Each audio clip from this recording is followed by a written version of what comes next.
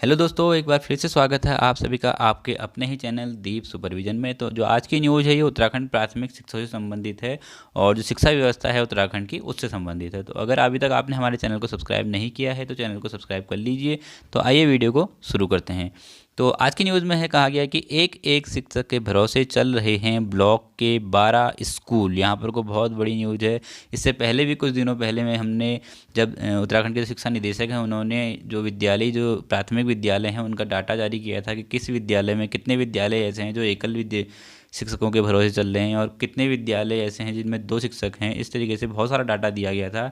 तो आज की ये न्यूज़ भी उसी प्रकार की है कि जो एक एक शिक्षक के भरोसे यहाँ पर को 12 यहाँ ब्लॉक के 12 स्कूल चल रहे हैं। तो कहाँ की ये पूरी खबर है? ये खबर है देहरादून की।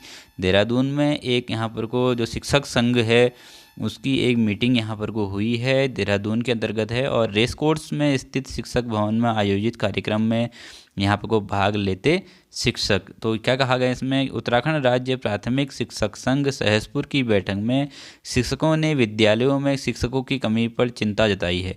शिक्षकों ने कहा ब्लॉक में 12 विद्यालय एक एक शिक्षक हैं। 12 विद्यालय जो ब्लॉक ऐसे हैं, ब्लॉक में 12 विद्यालय ऐसे हैं जो केवल एक एक शिक्षक के यहाँ पर भरोसे चल रहे हैं। तो आप जान सकते हैं कि स्थिति कैसी होगी। अगर एक शिक्षक अगर छुट्टी में चले जाता है तो फिर उस विद्यालय का क्या होता होगा। तो यहाँ पर को जो कहा गया है कि रविवार को रेस कोर्स स्थित पद्मश्री शिक्षक भवन में संघ की नवनिर्वाचित कार्यकारिणी के लिए धन्यवाद कार्यक्रम आयोजित किया गया। ब्लॉक अध्यक्ष प्रमोद सिंह रावत ने बताया 12 विद्यालय केवल एक एक शिक्षक के भरोसे ही संचालित हो रहे हैं, जबकि 14 विद्यालयों में मानकों से कम का शिक्षक कार्यरत हैं। 14 विद्यालय ऐसे हैं जिनमें जितने पद स्वीकृत हैं उतने शिक्षक वहाँ पर कोई स्कूलों में नहीं है। शिक्षकों ने चिंता यहाँ पर को व्यक्त की है इसके लिए। और यहाँ पर को कि ये भी कहा है कि जो भी अभिभावक जो हैं वो बच्चों का नाम अन्य स्कूलों में लिखवा रहे हैं। ऐसी स्थिति में जाहिर सी बात है कि अगर स्कूल में अगर शिक्षक नहीं होंगे, एक एक शिक्षक के भरोसे ही विद्यालय चल रहा होगा, तो जो अभिभावक हैं कहीं ना कहीं अपने बच्चों को फिर दूसरे स्कूलों में डालने की कोशिश करेंगे, जिससे कि जो बच्चों की जो शिक्षा है वो प्रभावित ना हो। तो यहाँ पर वो कहीं ना कहीं जो विद्यालय खाली हो रहे हैं, यहाँ पे बच्चे सरकारी स्कूलों में नहीं पढ़ रहे हैं, उनका रीज़न यही है कि वहाँ पर को जो कम से कम न्यूनतम कम से कम 2 शिक्षक तो हर विद्यालय में होने ही चाहिए। और 2 शिक्षकों का मानक भी यहाँ पर को उत्तराखंड में पूरा नहीं हो पा रहा है, जिससे निपुण विद्यालय अभियान प्रभावित हो रहा है। इसके अलावा 50 शिक्षकों की सेवा पुस्तिकाएं पिछले महीने से जिला शिक्षा अधिकारी कार्यालय में सत्यापन के लिए लंबित हैं, लेकिन वित्त अधिकारी की अनुपस्थिति के कारण अब यह सत्यापित नहीं हो पाई हैं। इनमें से कई शिक्षक सेवानिवृत्त भी हो चुके हैं।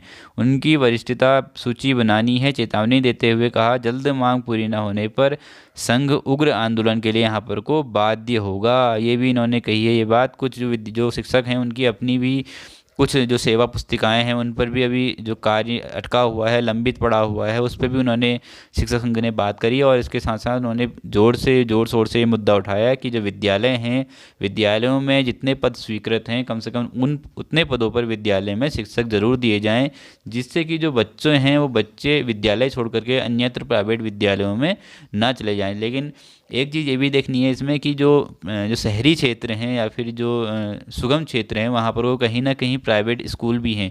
तो बच्चों के पास फिर भी सरकारी से प्राइवेट में जाने का एक ऑप्शन यहाँ पर को होता है।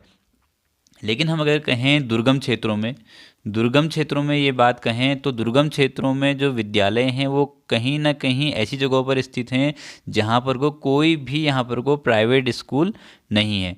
प्राइवेट स्कूल ना होने का कारण यहाँ की भौगोलिक स्थिति भी होती है कि उस जगहों पर बहुत ज़्यादा बच्चे नहीं होते हैं। तो प्राइवेट जो विद्यालय होते हैं या संगठन होते हैं वो ऐसी जगहों पर विद्यालय नहीं खोलते हैं जहाँ पर वो कम बच्चे आ सकें विद्यालय में। वो ज़्यादा बच्चों को टारगेट लेकर के विद्यालय खोलते हैं। तो दुर्गम जो क्षेत्र हैं वहाँ पर को केवल जो सरकारी विद्यालय हैं, सरकारी प्राथमिक विद्यालय हैं, उन्हीं के द्वारा वहाँ पर को शिक्षा व्यवस्था दी जा सकती है। तो इसके लिए सरकार को एक ठोस नीति यहाँ पर को लेके आनी होगी कि कहीं ना कहीं उन सरकार को ये सोचना होगा कि जितने भी विद्यालय हैं, जो सरकारी विद्यालय हैं, दुर्गम क्षेत्रों के खासकर जो विद्यालय हैं, उनमें अधिक से अधिक यहाँ पर को शिक्षकों की तैनाती की जाए, जिससे कि जो जो एक तो सबसे पहले पलायन रुकेगा उस क्षेत्र का, जो बच्चे हैं उनको अपने घर से जो है वो दूर जाना ना पड़े विद्यालय के लिए। तो ये सब चीज़ देखते हुए जो उत्तराखंड शिक्षा विभाग है उसे कम से कम इस बारे में सोचना चाहिए कि जो उत्तराखंड में शिक्षकों की कमी हो रही है उन कमी को पूरा किया जाए। तो यही इस जो संघ की मीटिंग थी देहरादून में, तो उसमें भी ये बात उठाई गई कि कम से कम जहाँ पर कोई एकल शिक्षक व्यवस्था है उन शिक्षकों को यहाँ पर को पूरा किया जा सके। तो यही था इस वीडियो में। अगर ये वीडियो आपको अच्छी लगी हो तो वीडियो को लाइक कर दीजिएगा, चैनल को सब्सक्राइब कर दीजिएगा और अपने दोस्तों को भी शेयर कर दीजिएगा, जिससे कि आपको सबसे पहले जो इन्फॉर्मेटिव वीडियोज़ हैं या फिर न्यूज़ है वो सबसे पहले आप तक पहुँच पाए। तो आज की वीडियो में बस इतना ही। धन्यवाद।